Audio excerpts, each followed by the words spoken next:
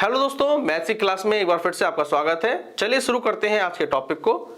Question number 1 क्या कह रहा है, 60 और 100 के बीच कितनी अभाज्य संख्या है।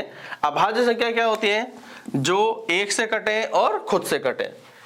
चलिए 60 और 100 के बीच में सबसे पहले अभाज्य संख्या हो जाएगी 61, 61 के बाद हो जाएगी आपके 67, इसके बाद 71, 73, फिर 79 हो जाएगी, उसके बाद आपके 83 हो जाएगी, 89, ठीक है। 91 होगी नहीं, 13 से कट जाएगी, 91 नहीं होगी, अब होगी 97, ठीक है। तो टोटल अभाज्य संख्या कितनी होगी, 1 2 3 4 5 6 7 8। तो टोटल 8 अभाज्य संख्या निकल के आ गई है।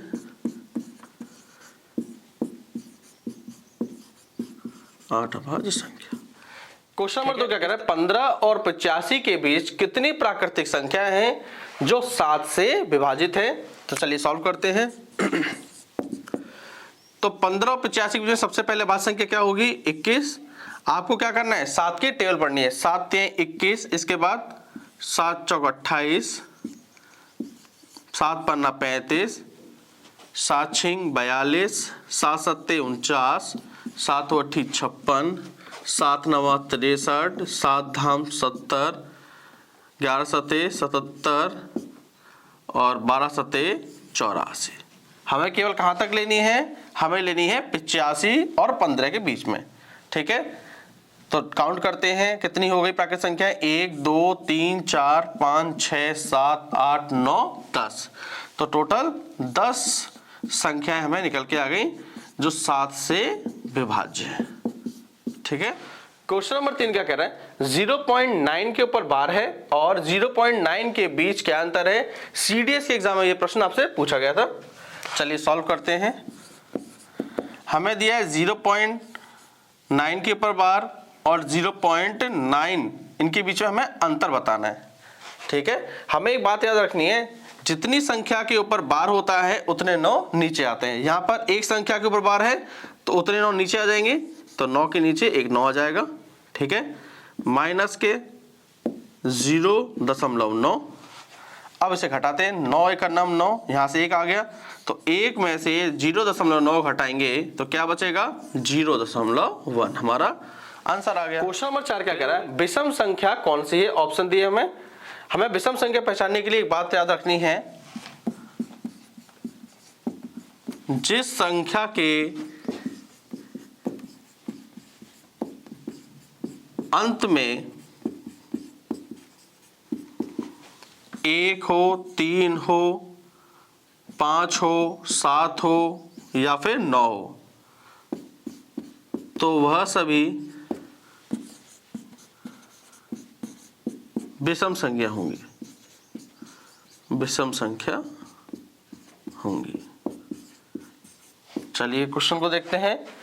ऑप्शन में दिया है, देखिए हमें अंतिम संख्या चेक करनी है। यहां पर देखिए अंतिम संख्या क्या है, 1 है, तो यानी कि ये वाली संख्या क्या हो गई, ये विषम संख्या हो गई, क्योंकि हमें पता चल गया अंतिम संख्या 1 है। और बाकी चेक कर लेते हैं। अंतिम संख्या यहाँ पर दी है 6 है, यानी कि ये सम संख्या हो गई। यहाँ पे 0 है, तब भी ये सम संख्या हो गई।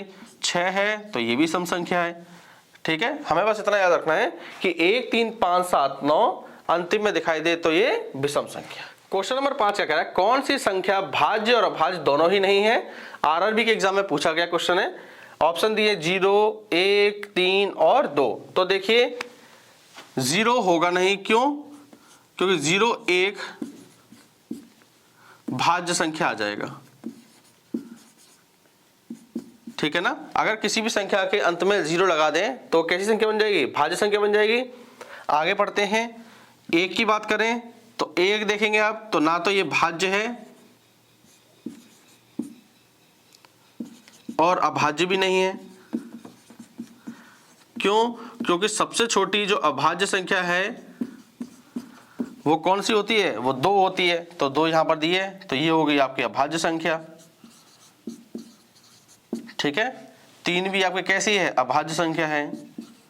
हमसे पूछा था ना भाज्य और अभाज्य दोनों ही नहीं होनी चाहिए, तो एक हमारी ऐसी संख्या है जो भाज्य और अभाज्य दोनों ही नहीं। क्वेश्चन नंबर 6 क्या कह रहा है, शून्य है, यूपीपी प्लस के एग्जाम में आया है।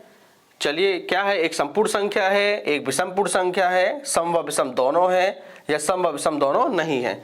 हमें अच्छे से पता है शून्य क्या है, एक संपूर्ण संख्या है, एक होल नंबर है, ठीक है ना।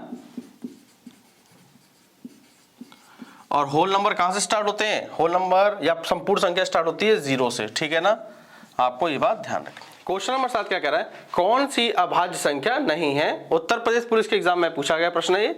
तो ऑप्शन नंबर ए दिया है, चेक करते हैं, 1001 चेक करेंगे। देखिए 1001 को हम अगर डिवाइड करें 11 से तो देखिए पूरा कट जाएगा, 11 9 99 और 11 1 11।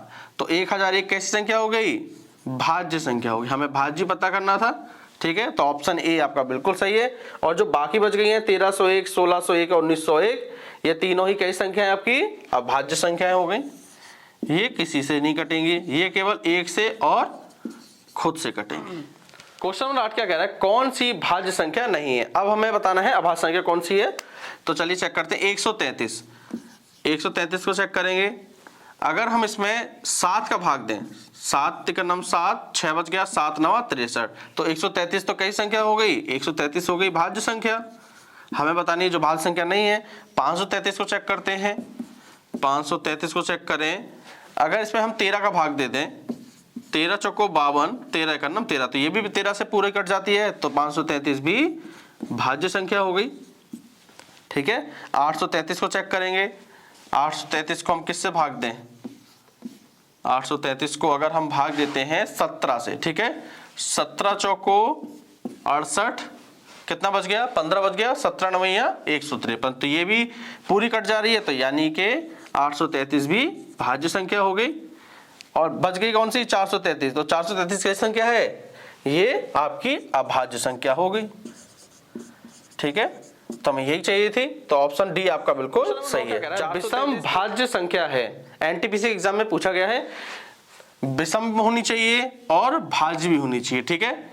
चलिए बात करते हैं ऑप्शन ए। ऑप्शन ए दिया है 13, 13 एक विषम संख्या है, बिल्कुल सही है, लेकिन ये भाज्य संख्या नहीं है। लेकिन ध्यान रखिएगा 13 विषम संख्या है और अभाज्य संख्या है।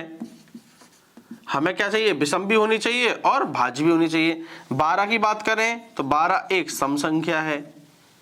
17 की बात करें, 17 अभाज्य संख्या है, विषम संख्या भी है, ठीक है, अभाज्य विषम संख्या है। अब 15 की बात करेंगे तो 15 कैसी है, 15 विषम संख्या भी है और भाज्य भी है। देखिए 3 से भी कट जाती है 15, 3 5 15, ठीक है, और ये 15 5 से भी कट जाएगा, ठीक है ना। तो ये बात क्लियर हो गई हमको, तो ऑप्शन डी आपका बिल्कुल सही हो गया। यदि ए और बी विषम संख्याएं हो तो बताइए सम संख्या होगी। ऑप्शन में दिए हैं। हमें एक बात पता है, विषम संख्याओं का योग, दो विषम संख्याओं का योग एक सम संख्या होती है। ये बात क्लियर है। मान लेते हैं हम a को ले लेते हैं 1 और b को मान लेते हैं 3, ठीक है, विषम संख्या मान ली। अब इनका योग कर लीजिए, दो संख्याओं का योग करेंगे, 1 + 3 तो कितना आ गया, 4, एक सम संख्या आ गई है, ठीक है ना। हमने a = 1 मान लिया, एक विषम संख्या, b = 3 मान लिया, ये भी विषम संख्या है। इन दोनों को जोड़ा तो क्या आ गए, 4। तो यही बात लिखी हुई है कि विषम संख्याओं का योग एक सम संख्या होती है। तो ऑप्शन देखेंगे आप, तो ऑप्शन आपका ए हो नहीं सकता, क्योंकि आप यहाँ पर रख के देख लीजिए, 1 और 3, 4 और 1 5 हो जाएगा, ठीक है, ये तो गलत हो गया, हमें चाहिए सम संख्या।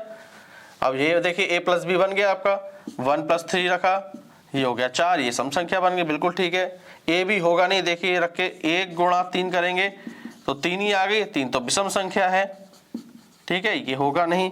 इसमें भी देखेंगे 1 और 3 के गुणा करेंगे तो 3 आ गया, 3 और 2 5 आ गया। हमें बात यहां से क्लियर हो गई है, तो ऑप्शन आपका बी बिल्कुल सही है। दोस्तों आपको आज की क्लास पसंद आई हो तो प्लीज इस चैनल को लाइक करें, शेयर करें और सब्सक्राइब जरूर करें।